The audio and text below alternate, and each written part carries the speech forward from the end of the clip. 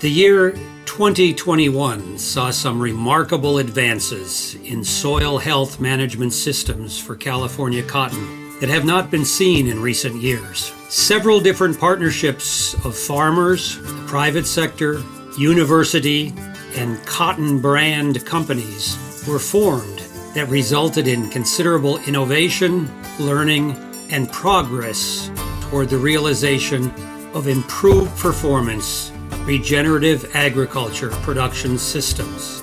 This video captures some of that progress.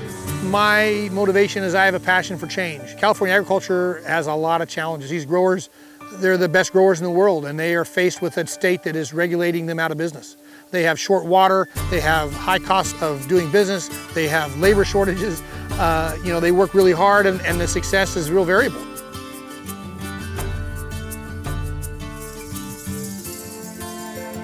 What we see as a company and me as a person is what can we do to change the paradigm and help them reduce their expenses, improve their greatest asset, which is their soil, help them improve yields, and look at becoming more efficient. Those are really what motivate us to go do what we do every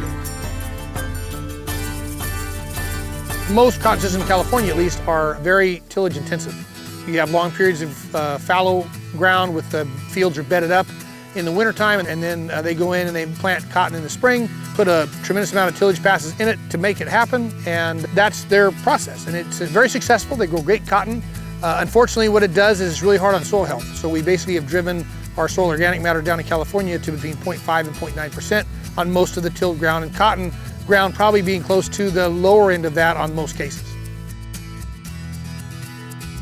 So the key really is trying to get far out in the process and planning. So planning really is the key to success. So what I try to do to make the most success is look at the crop rotation a year in advance, and we look at a field that's going to transition to cotton in the following spring. Hopefully it's following a summer harvested crop like wheat or tomatoes. As soon as we get the crop harvested, we'll come in and no-till a cover crop mix. On top of that, we'll grow it in the summer, make a big biomass. The most successful systems were able to harvest that biomass and sell it for dairy silage. And there's a shortage of forage in California now, so we're able to put that into a pretty good revenue stream to pay for all the cover cropping. Then we'll come in and run a strip till, establish strips in the fall, over the winter, and then we refreshen the strips in the spring.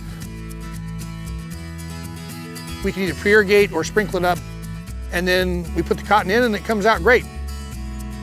Really, we're trying to look at preserving the cotton stand and get the best stand we can is what gives us the key to yield. So our focus on these regenerative systems or the soil management system is how do we get the best cotton stand we can. So that starts with pre-planning and getting the grower on board with following through with execution.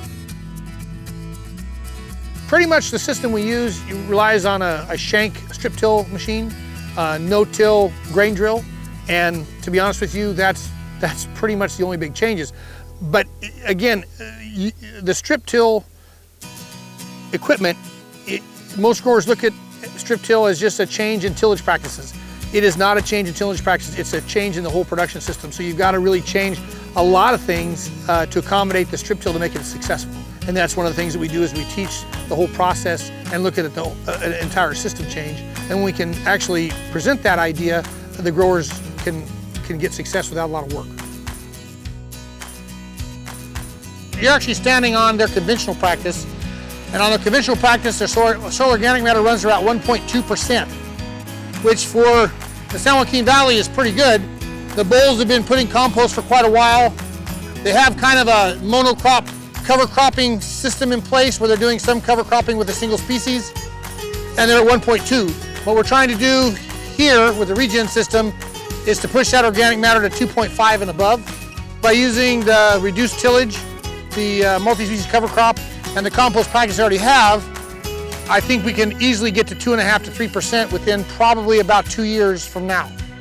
We should see a marked improvement at the end of this season with the reduced tillage practice and the multi-species cover. We've also had animal integration here.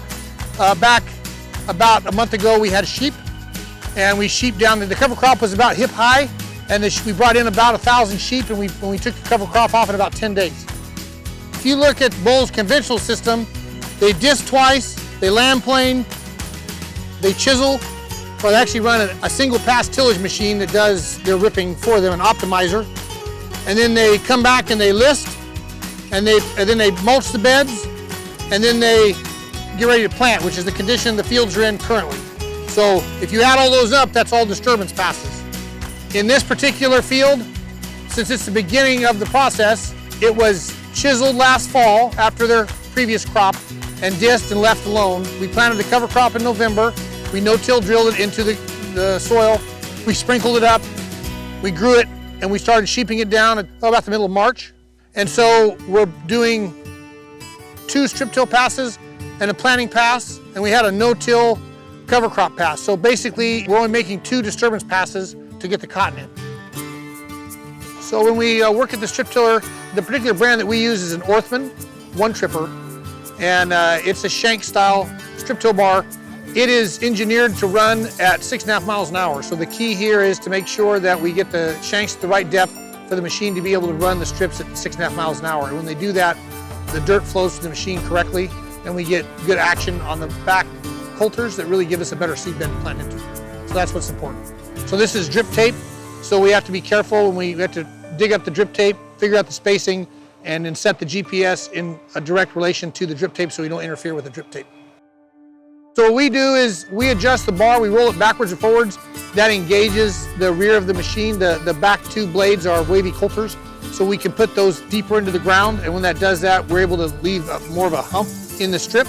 And we do that when we're going to pre-irrigate because the strip itself will settle. If you set it with not enough of a hump in it, when you pre-irrigate, it'll actually settle and make a trench. So we don't want that. We adjust the depth of the ripper shanks. We can get down to about 13 inches. We probe the field and we find out where the compaction layer is, if there is one. And if it's, let's say it's at 8 to 10 inches, we'll run that shank at about 11 inches, just below the compaction layer. There's no reason to do more work than we have to. Less disturbance is better. In 2021, Cary conducted 2 farm demonstrations of the strip till, cover crop, and sheep system that has been described in this video. One was at Stone Land Company near Lemoore, California, and the other was at Bowles Farming near Los Banos. The trial in Lemoore yielded 3 bales per acre and a 17% increase in gross field revenue due to the cotton brand buyer premiums that it attracted, all with less than 25% nitrogen and 80% less tillage than the conventional system of this farm. The strip till field in Los Banos produced 2.4 bales per acre compared to the neighboring conventional field that yielded 3.6 bales per acre. Despite the lower yield, because of the price premium that the strip till cover cropped cotton attracted, a 4% increase in gross field revenue was achieved by that system because of the price premium it commanded, with again less overall tillage and lower nitrogen and herbicide expenses. Plans are now to expand the number of demonstration sites of these integrated soil health management systems in coming years.